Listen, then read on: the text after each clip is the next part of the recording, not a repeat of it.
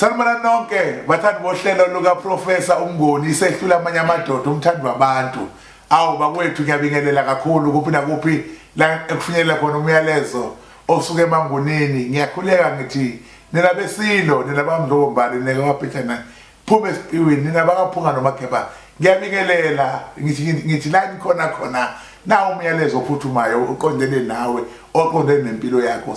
Ngifisa ukukhuluma indaba enkulu namhlanje ethinta umuntu owazalwa embethe. Siyazi ke bafowethu ukuthi wonke umuntu uthi kuthiwa wazalwa embethe ajabule athi ngazalwa ngembethe njengoba ningibona. Omunye umuntu kube khona izinto azenzayo ngokuthi yena wazalwa embethe enza izinto mhlambe ezididayo. Ukhona umuntu njengamanje osephila impilo yokuphuza amanzi ababayo ngoba wayiqala lento ngoba ethi wazalwa embethe. Ukuzalwa kwakhe embethe ke ufuna abuya ithokose ngokuphuza. Kuhle ke nalokho mawuwenza ngoba kunjalo, kodwa bakhona abanye abakwenza kodwa ubone ukuthi akusiyona into angabe bayayenza. Number 2, omunye umuntu namhlanje sekuthwaseni ngoba ethi wazalwa embethe noma bethi bamhlola ukuthiwa wazalwa embethe ahamba azayothwasa kanti akunjani. Right, ngizochaza indaba ethi ukuzalwa wembethe akusikhona kodwa ukusho ukuthi uzalwe wembethe unengubo yenhlanhla. Akusikhona lokho, kodwa kuyenzeka uzalwe wena kodwa ungaphiwile ingubo yenhlanhla, ungaphiwanga amandla enhlanhla. Uzalwe kodwa wena bese umbathiswa ingubo yenhlupheko, umbathiswe ingubo yokweswela, umbathiswe ingubo yokudinga, umbathiswe ingubo yokungaganwa, umbathiswe ingubo yokungagani, umbathiswe ingubo yokungabi nawo umsebenzi, umbathiswe ingubo yokuba umhambume, umbathiswe ingubo yokuba isigqila, umbathiswe ingubo yenzondo.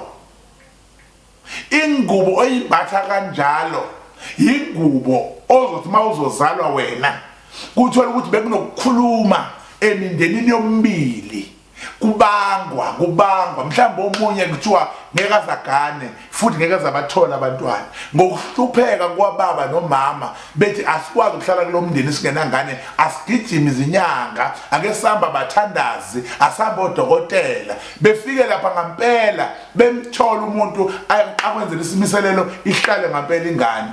Ihlala ingane ngesibusiso noma ihlala ngemizamo yokuvusa ikhaya.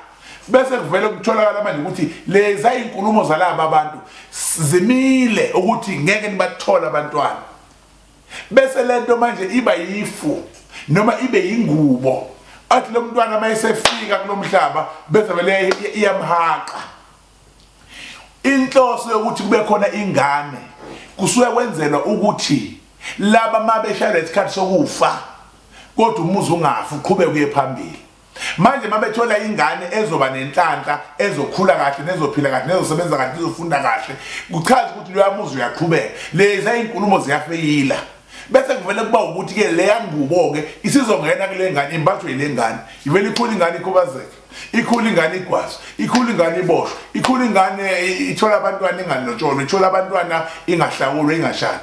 Isibamba leyanto eyenzeka athi umuntu ezama ingane zonke aziphumelele ngalutho, ayilungelwe ilutho. Nabo abanye bazalwa bembethe kodwa hayi ingubo yabo yalahleka esibhedlela ngoba baningi abathanda ukusho njalo. Obintu zakho kumala athi hayi mina nje yami ingubo yanto amanesi, hayi noma yami ingubo eyomntwana wami nje ngayibona uthi amanesi, kanti mhlawumbe akusiyo le nhlanhla, ilena yenhlupheko, ilena yokweswela. So kunalezo ngubo lezo efuna namhlanje izwe lazi ukuthi bonke abantu bakhuluma ukuthi wazalwa umbethe noma uyohlola khona isangoma ehlola into eyodwa imuko wangena nje wazalwa umbethe bonke abantu abahamba khona bahlale bembulwa ingubo njalo ngoba akulandeleki ukuthi lokuzalwa wembethe kuhambisana nani.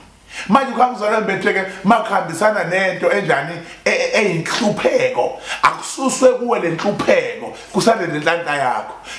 Isuswa kanjani ke lenhlanhla yakho? Iqala lapha ke indaba ekuthenini lokuzalwa wembethe kwakubhekisiswe bese siqala phansi bese siqala sithola lo muthi okuthiwa ke isambulo. Yiso ke isambulo namhlanje ngizokhuluma ngaso. athi obhalayo esambulweni kuthiwa sabhalwa indoda endala uJohani okuthiwa wayesehlezi entabeni yasePatmos lapha ihlezi khona engasaboni emehlweni kodwa kwakwehla izinkulumo zikaNkulunkulu kwathiwa ke isambulo kukhona ke la abhala khona ngezulu elisha nangomhlaba omusha uthi ke izulu elisha nomhlaba omusha uthi ngabona izulu elisha nomhlaba omusha kodwa konke okudala kudlulile athi ngabona umhlaba omusha ngabona nezulu elisha ulwandle oludala alisekho ulwandle oludala alisekho uthi ke kukhona isikhathi sokuthi uNkulunkulu ebe ngowabantu nabantu kube ngabakaNkulunkulu uthi ke kwehla ithabanakele likaNkulunkulu lazoba kubantu okuyinto ke ethi uma wena ke wazalwa unjalo usudinga lo muntu okuthiwa isambulo ozovula into zakho ususa into ezakudala ezayikhulunywa ngawe noma ezayikhulunywa phezulu kwabazali bakho wena ungakazalwa bese lethi iyashintsha manje ibanja konke kube kusha kuwe ngoba akukusha kudala konke ngoba ubanjwe izinto zakudala ingubo ibheke ngeze uthola ukuthi uyagiya nje unengubo suze wayombulu kwathiwa uyambulu ukhona umuntu la ongilalela othi ngambula ngembuzi ngambula ngenkukhu sengibule kaningi kodwa kuyafana ingoba umbula ingubo erong umbula ingubo yenhlanta kanti unengubo yenhlupheko unengubo yesifungo unengubo esibopho unengubo yenzondo unengubo yokuvalwa kwezinto zakho umthandi wabantu isehlula amanye amadoda ngiyavalelisa ngithi 31 May eTasbeck Park ngizobe ngikhona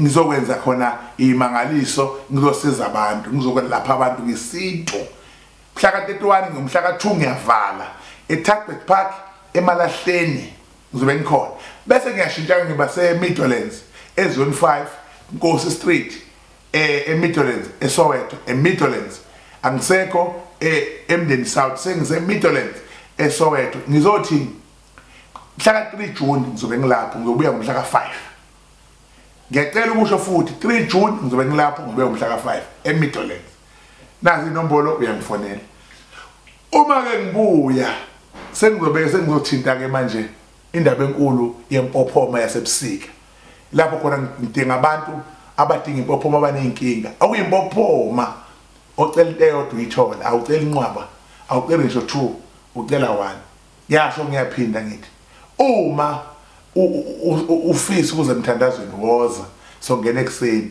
mhla ka 11 June sebenzisa amakhandlela aPayPal azobetholakala la esontweni nawe ungayiphathela kube imali ke yeyicelo abantu abaserious abadinga ukuvula izinto zabo nabafuna ukucela sidinga nje u250 or 50 rand abahlanu ngoba sizobe sihlukanisa indlela yokucela kwabadala emva kalokho singene empophomeni ungalenzi iphutha nanini uba ungunu khona umthandi wabantu uma ungakazi subscribe ithuba lakho namhlanje subscribe ngoba kuningi engikuphethe inkosi emusa ikubusise uJehova nenzele umusa ngigcina nilondoloze aniphe nje amandla aniphe nje inhlanhla ke kuvuleka izinto nabayofesa kusasa bafike bathathwe ngoba sulalele le video enesibusiso uNkulunkulu ahlale nawe uhlale kuye amen.